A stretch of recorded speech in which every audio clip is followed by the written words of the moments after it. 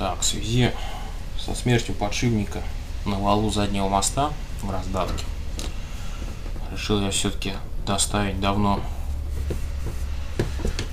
лежащий комплект понижения 2,5 к комплекту 3.3, который уже был установлен у меня до этого, получив тем самым 4.2.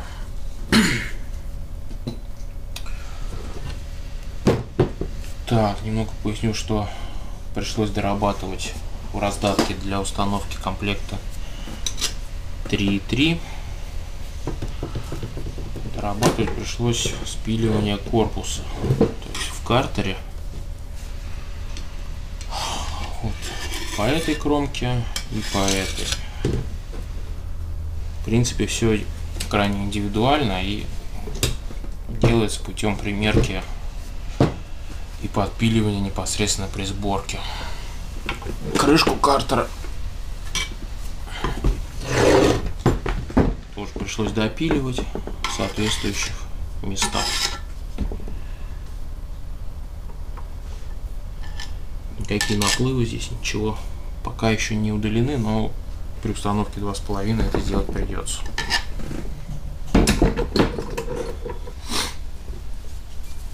Так,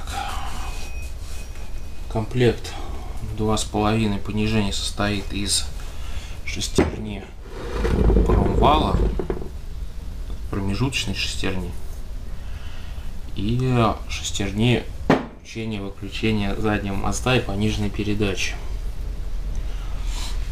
Так, предполагаю, что придется еще дорабатывать немножко корпус.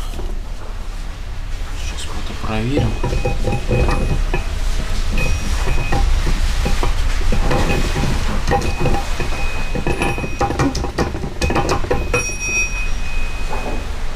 Так, как-то подозрительно она люфтит.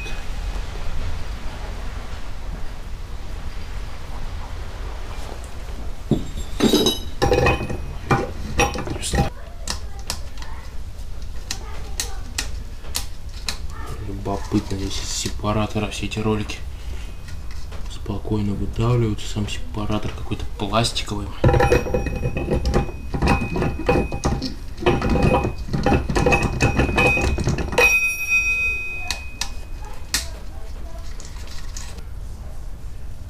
Почему это происходит?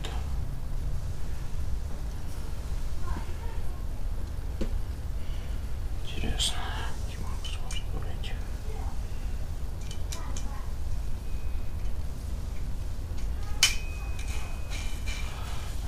Нет, на иштехновскую шестерню новый подшипник хорошо налазит, но очень плотно. Это, конечно, крайне хорошо. То есть ни малейшего люфта, он просто в распор стал. Замечательно. А вот старый весь какой-то не такой. Весь разваливается. Из сепаратора вываливаются ролики.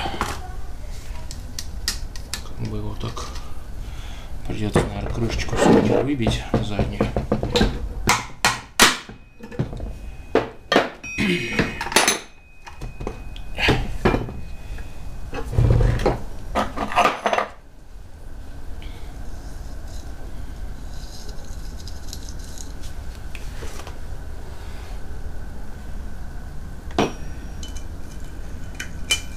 Да, он встает, но очень плотно. Тоже, кстати, это ни малейшего люфта. Пробег на этой раздатке, сложно сказать, наверное, 1080. Когда на последний раз разбирался. Выкручу-ка датчик включения полного привода. Так, на 22 здесь головка.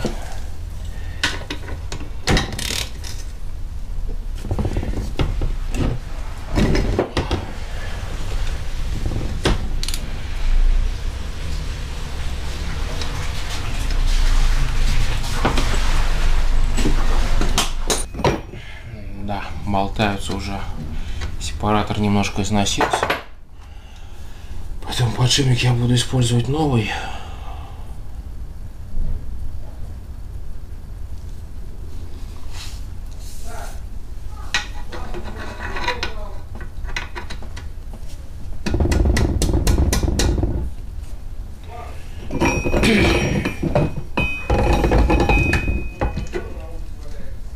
Да, вот новый подшипник все входит без проблем.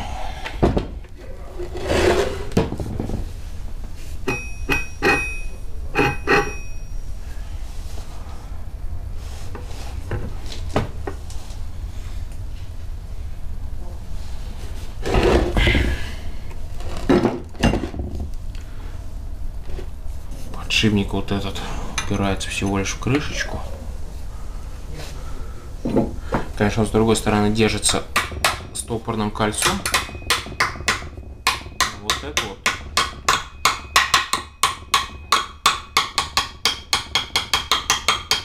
Какая-то порнография, если честно.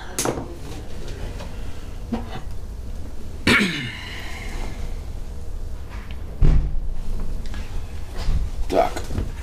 И смотрим, нужно ли пилить. Умный, поэтому пылища мелкая, мерзкая. Крайне желательно использовать какой-нибудь респиратор.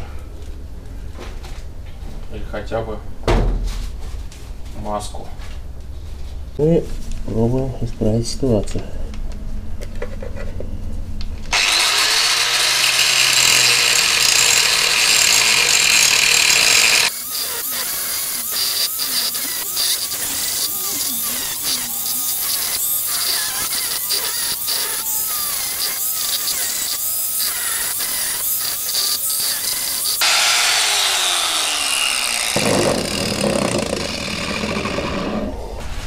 Самое главное снимать вот этот угол. Именно там упирается шестерня. Все потом, конечно, я промою из мойки. Для примерки можно не промывать.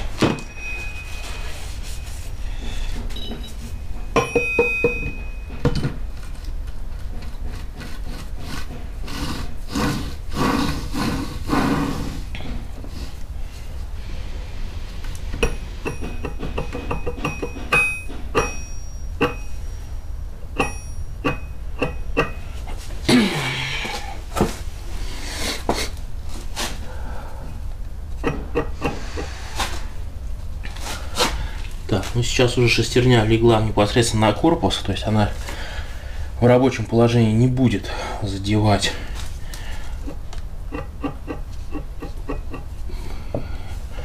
Сейчас я еще самый уголок чисто символически пройдусь, но чтобы обеспечить зазорчик миллиметра 3 хотя бы. Пригладить там наплывы, от литья неровности. Этого будет достаточно.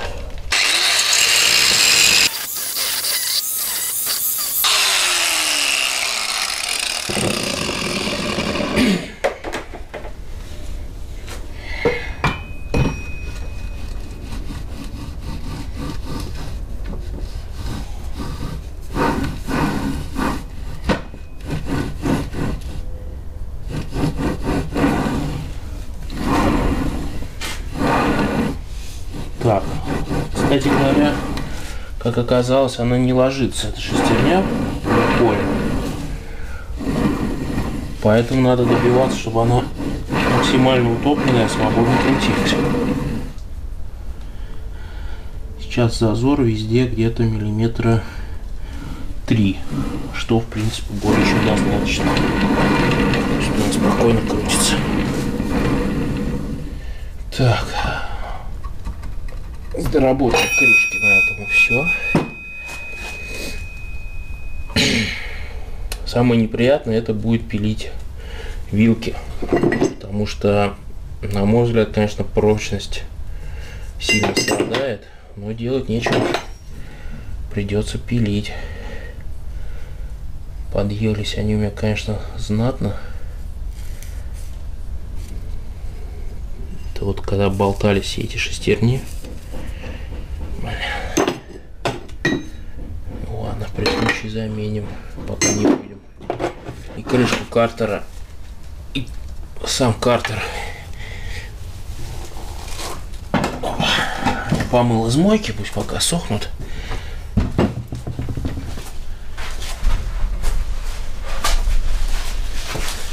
Соберем пока валы.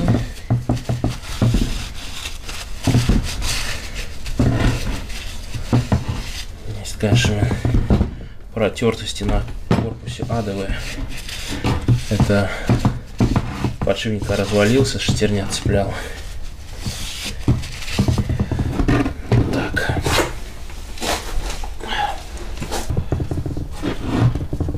Соберем сначала, как самое простое, промвал.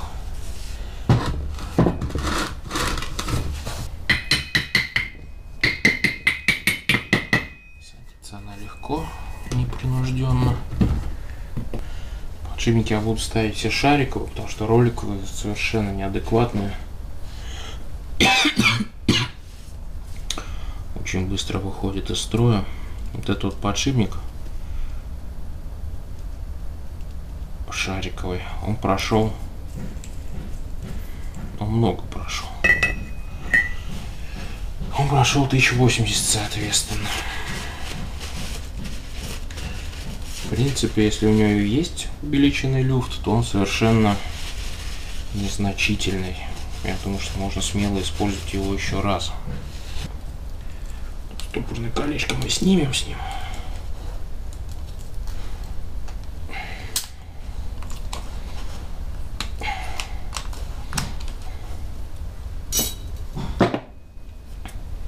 Решила все-таки подшипник заменить на новый. У него люфты совершенно рабочий, но они стоят, в принципе, я купил недорогие, там что-то рублей по 200. Стоит ли их экономить, я думаю, нет.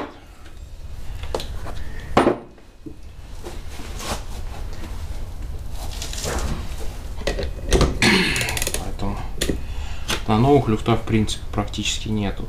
Настолько мизерно, что еле ощутимо.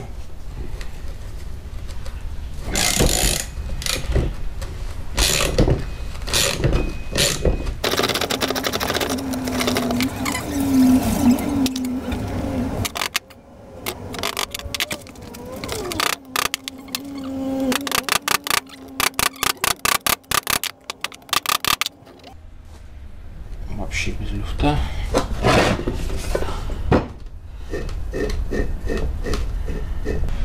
Так, гайку, к сожалению, в магазине я не нашел. Нужно. Здесь она на 27, по-моему. М27. Поэтому придется использовать старую.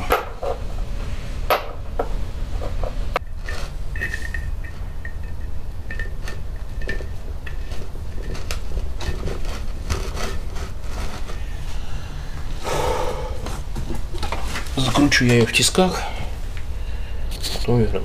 Так, промежуточную шестерню я забрал, затянул, гайку законтрил, завальцевал, никуда она теперь не денется. Будем собирать дальше. Так, вытащил игольчатый подшипник с вала переднего моста. Подшипник стоит еще родной, заводской, пробег у машины где-то 120. Состояние, в принципе, ну, на нем небольшие, может быть, помятости на роликах где-то и заметны, но можно было бы и не менять. Но так как у меня все равно есть новый, я решил его заменить, в надежде, что в раздатку мне не придется лазить в ближайшее время.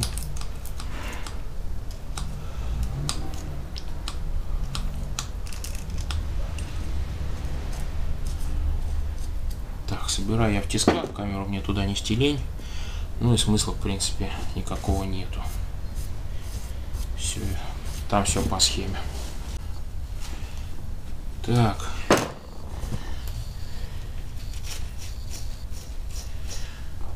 Вал переднего моста практически собран.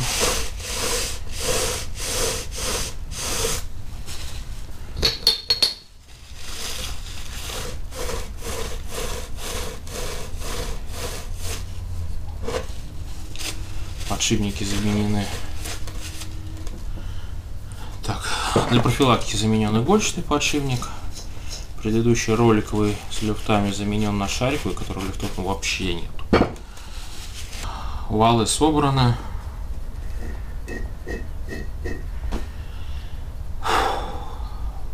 Теперь самое неприятное. Теперь надо собирать раздатку и смотреть, насколько пилить вилки. Ослаблять не хочется их, но раздатку 4,2 хочется больше. Так. Вставляем шестерню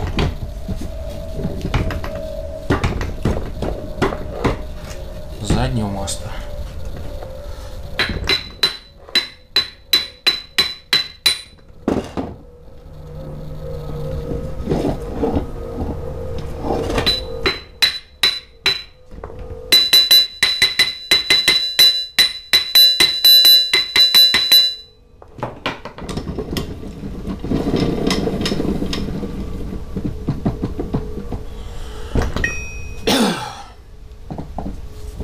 Большой подшипник я не менял. Ну, я думаю, что он еще нормальный. С двумя подшипниками люфта практически не будет. Так. И вставляем промежуточный вал. Да.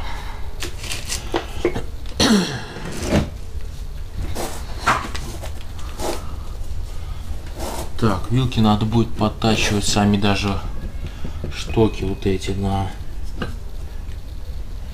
где-то миллиметра 3, наверное.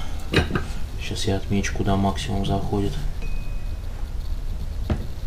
шестерня, чтобы особо много не пилить.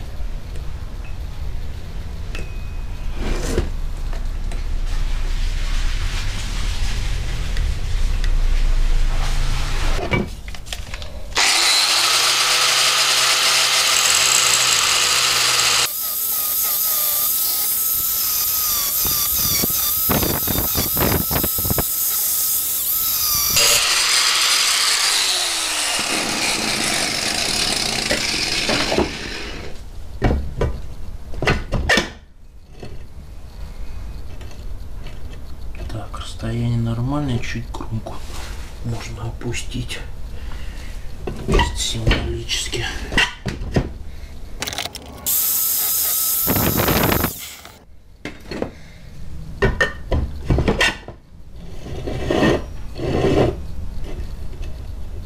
Так, все, я думаю, что сами штоки пилить хватит.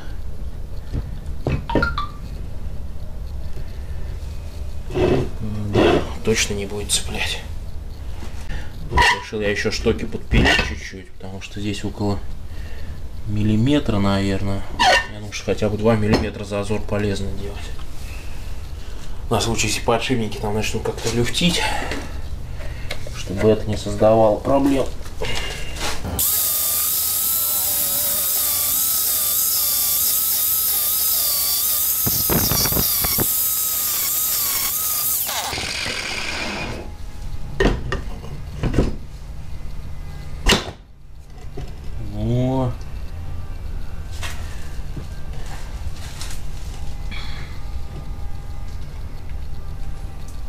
Как раз зазор где-то миллиметра 2, что мне и требуется.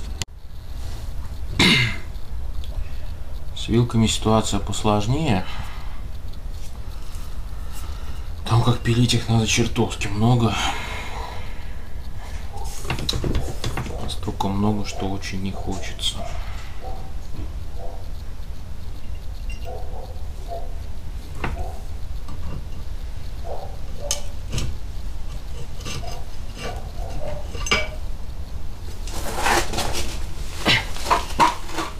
Так, зацепление я проверял, оно у меня хорошее, еще когда ставил, соответственно, кит 3.2 или 3.3, уж не помню.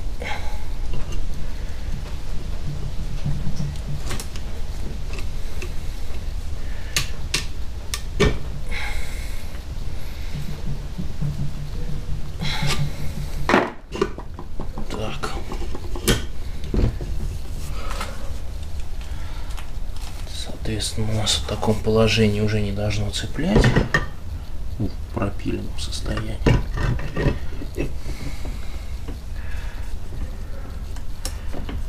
На него и будем ориентироваться. То есть так она будет стоять.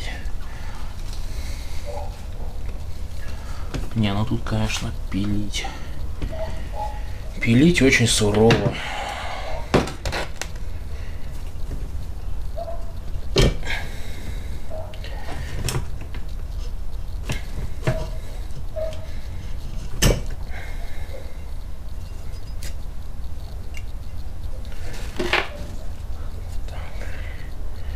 Для начала сточу полностью вот по этой метке.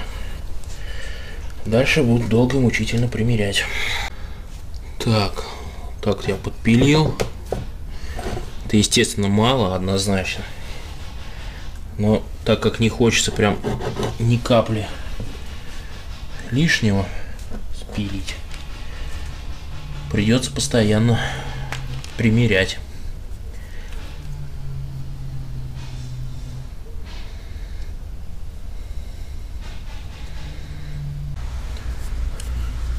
Это уже вот или третья или четвертая примерка.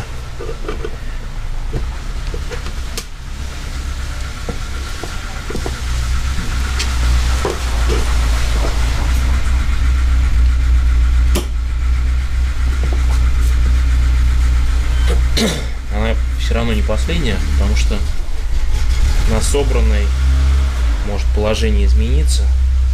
Могу я на глаз неправильно это позиционировать, и окажется, что надо еще будет подпиливать.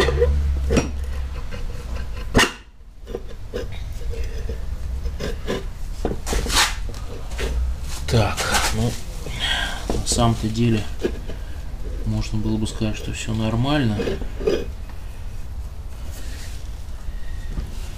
но все да не все. Она, конечно, не будет так прижата. Ну-ка, все чуть-чуть.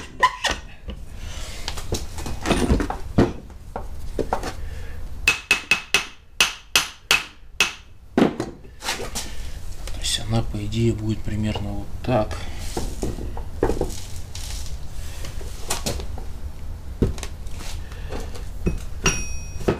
Попался. Так, ну на всякий случай я все-таки проточу еще кромку. Вот здесь чуть-чуть. Так, вот с этой, я надеюсь, вилка — это последняя примерка. Поэтому я ее сейчас одену вместе с другой.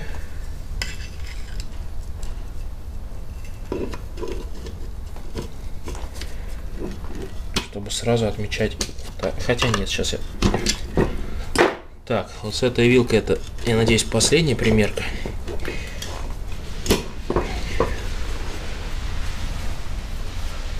Так, раз.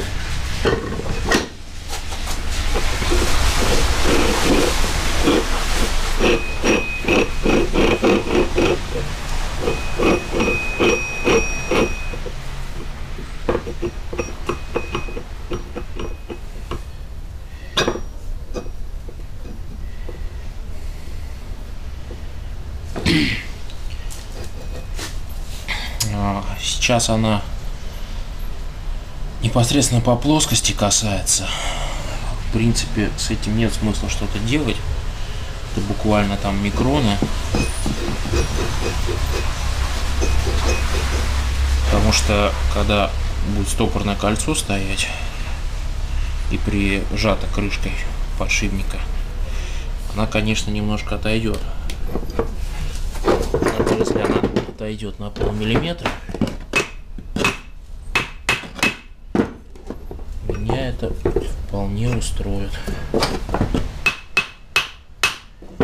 Так, примерно она будет со стопорным кольцом, и ничего она не задевает.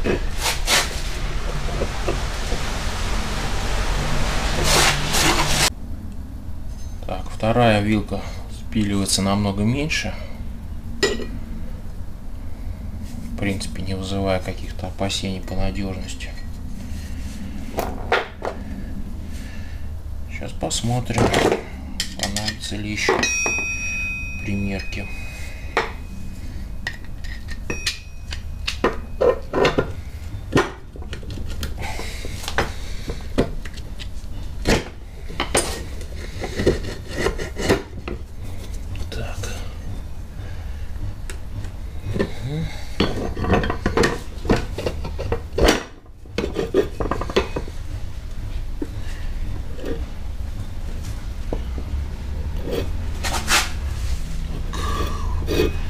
В принципе, все.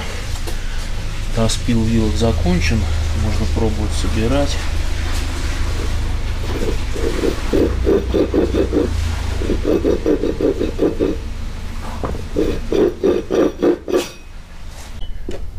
Так. Тестовая сборка.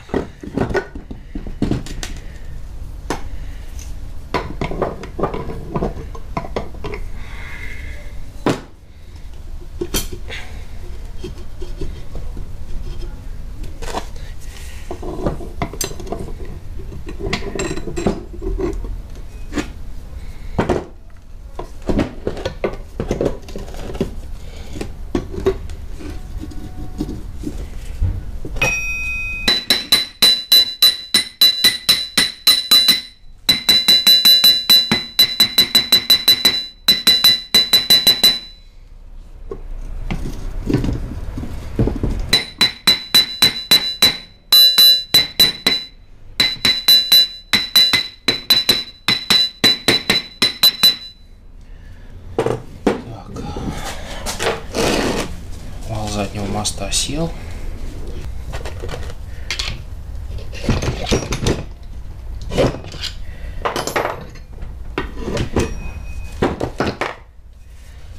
Сначала попробую промывал тогда.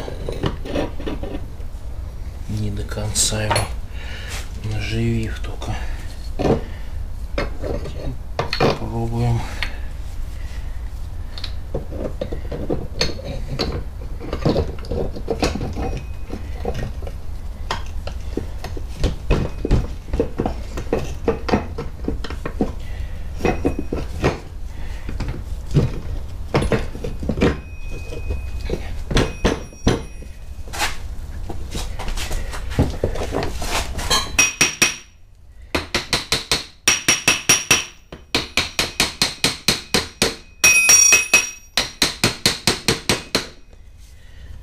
Естественно, аккуратнее, резьбу здесь не коцаем. Я так знаю, что если что, исправлю.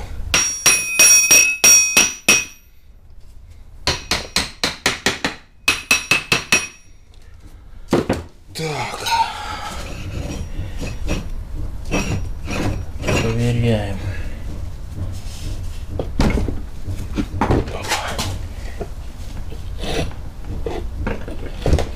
Конечно, они сейчас не сильно ровно стоят, потому как не на крышках еще.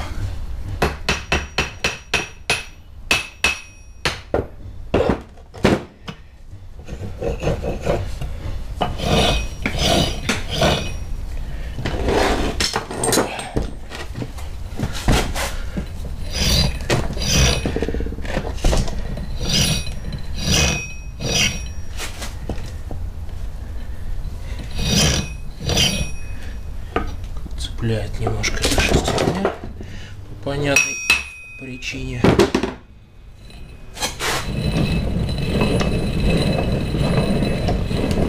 Так, в принципе, цеплять ничего не будет.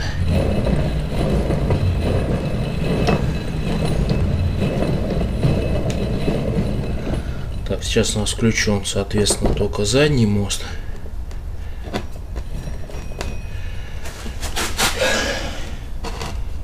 Включаем передний.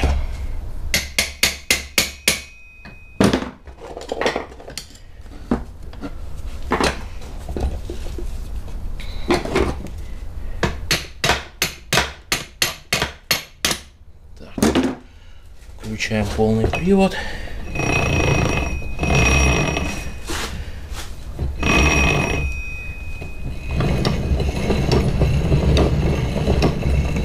Все крутится, нигде ничего не задевает.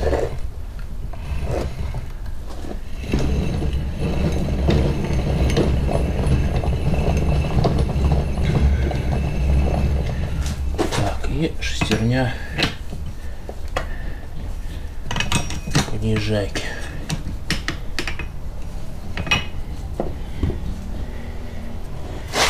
Так, у нас понижайка. Короче, она не будет задевать. Зацеп полный будет явно. Она еще чуть-чуть подвинется. Чуть-чуть вот. И вообще идеальный стопроцентный зацеп получается. Соответственно, когда мы выключаем понижайку,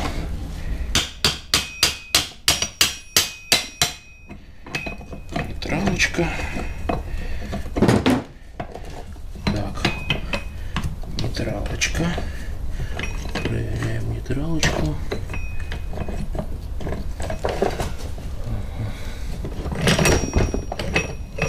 Так, ну это еще она отъехала. Проверяем нейтралочку. Нейтралочка тоже ничего не цепляет. И, соответственно, прямая передача. Сейчас вот конфигурация полного привода.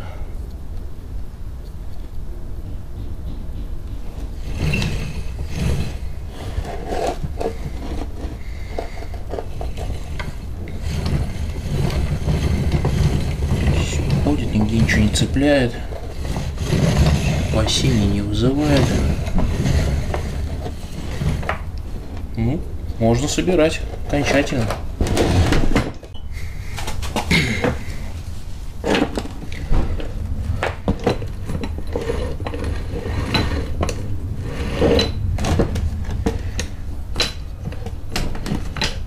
Да, когда ставить раздатку на машину, то ставить очень желательно именно в таком положении. Во-первых, шестерня понижайки зафиксирована, не болтается там. И во-вторых, правильно стоят вилки. Потому что если ставить в другом положении, можно куда-то не туда ее загнуть за это, ну, сам язычок, механизм переключения, поставить не туда, и потом заново придется снимать, ставить. Так, с этим узлом в принципе все. Но надо будет, скорее всего, доработать крышку картера. Крышка картера у нас... она у меня, оказывается, уже доработана. Вот в этом месте надо ее под этот кит точить. Но у меня здесь уже проточено. Ну, наверное, имеет смысл собрать, попробовать, потому что все должно подойти. Помыл я все мойкой высокого давления. То, что здесь сдувать не стал воду. Пока буду собирать, она и высохнет, и 3 капли эти воды они погоды не сделают. Потому как масло я все равно поменяю где-то 1000 через 2 пробега, чтобы вся эта стружка снова с шестерен сошла. Так.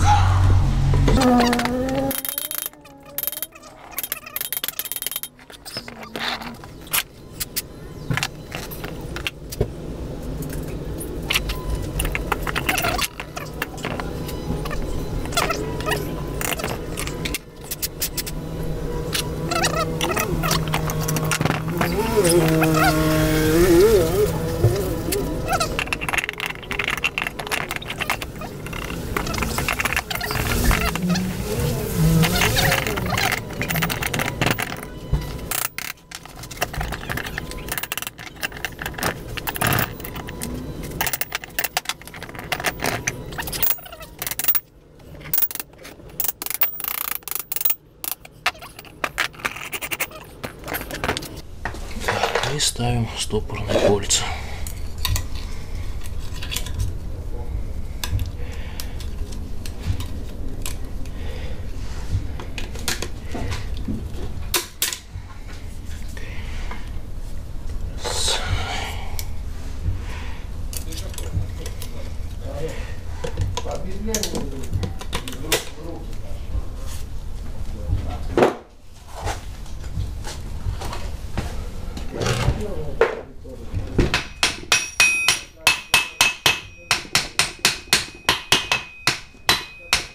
Саживаем на кольца и проверяем, ничего ли не цепляет.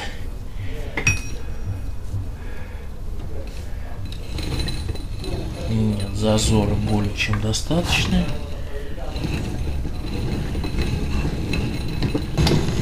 Ничего не цепляет. Зазор есть. Зацепление хорошие.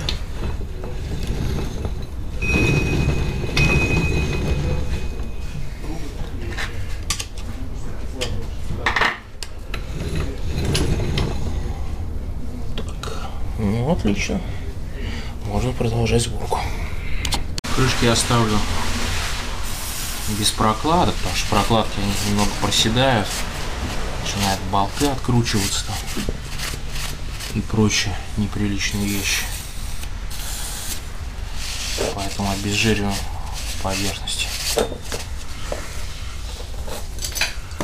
Раздатки. Убираем небольшие старые герметики.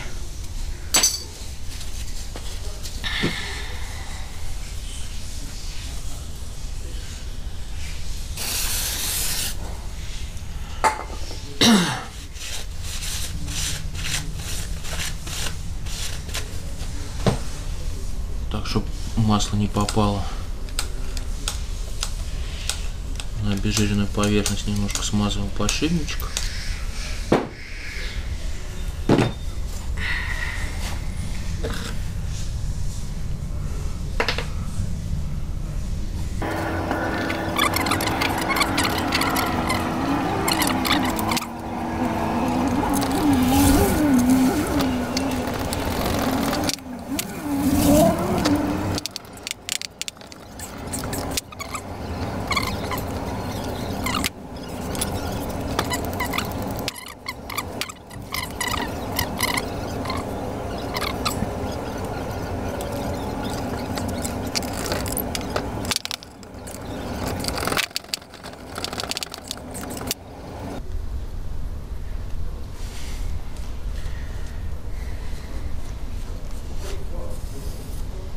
Так, вот этот подшипник, который как раз развалился у меня, из-за чего я стал чинить раздатку заднего моста. Я его сейчас чисто символически надену, исключительно чтобы потом его не искать. Так его, конечно, надевать надо будет уже сразу одеть на него. Опа, такую штуку. Стопорное колечко. Потому что прикручивается он, прижимается фланцем.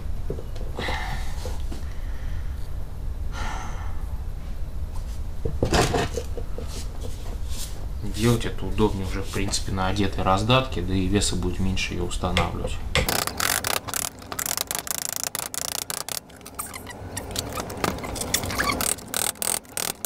Так, все. Вот то я одел.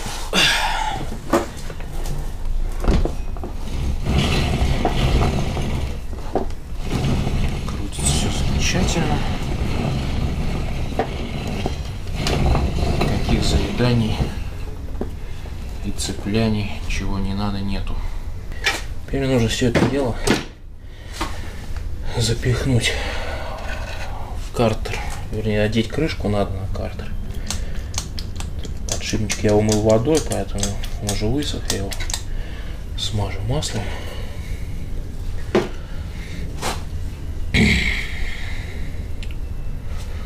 Так, сидим. элементы эти тоже маслом пробрызгаю чуть-чуть.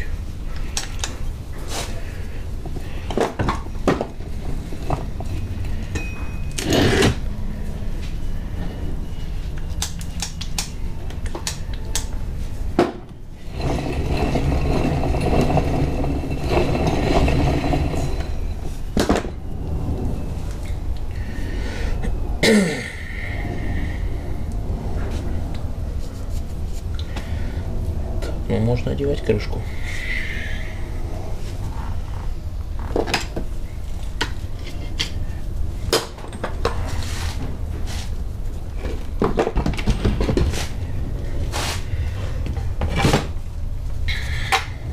По крайней мере, пробовать.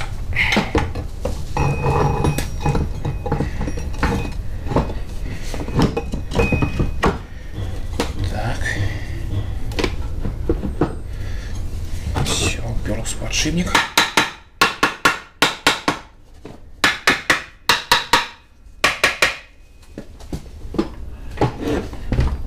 Опа.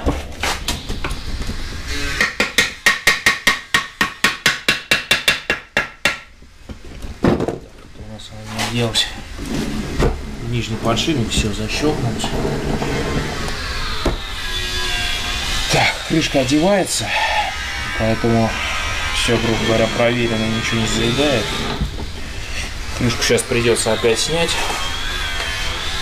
чтобы намазать герметиком и уже окончательно ее закручивать, затягивать. Девается крышка легко, без заедания.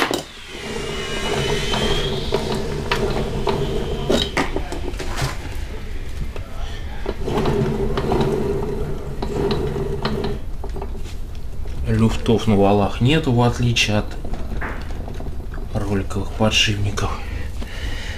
Я крайне доволен происходящим.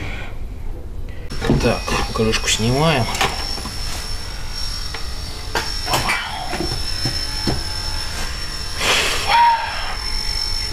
Можно даже еще брызгануть маслице, раз мы уверены, что уже все работает.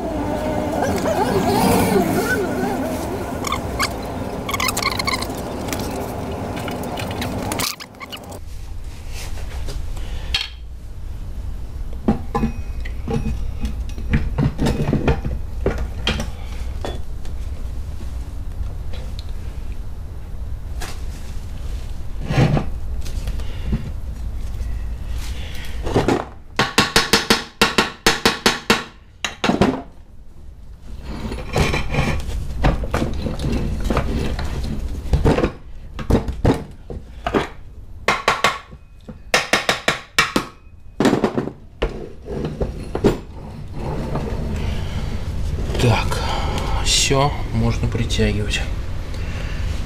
Ясно, что у меня все это хозяйство не разобралось, когда буду переворачивать. Хотя бы болтика на 2 закрутить корпус.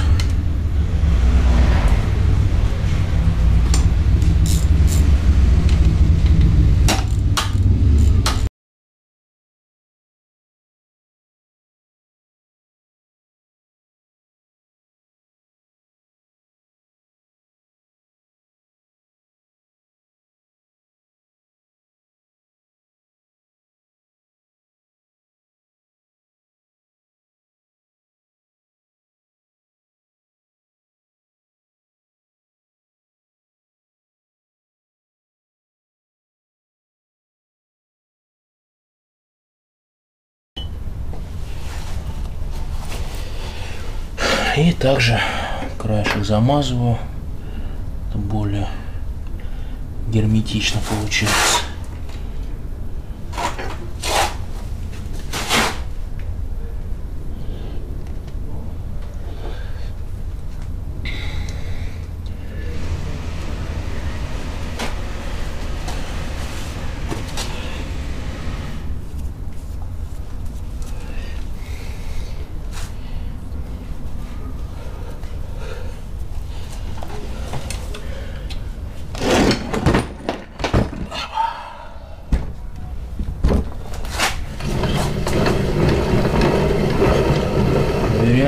крутится все изумительно.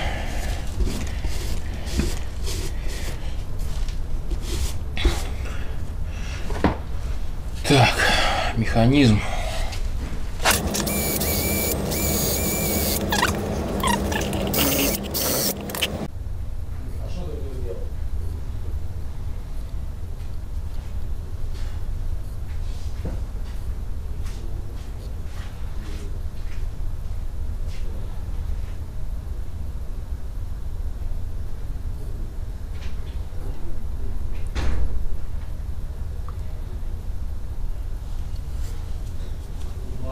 А мама тебе что делала?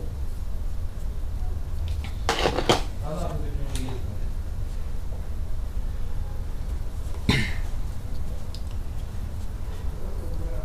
А, ты приехала, мама, что тебе сказала?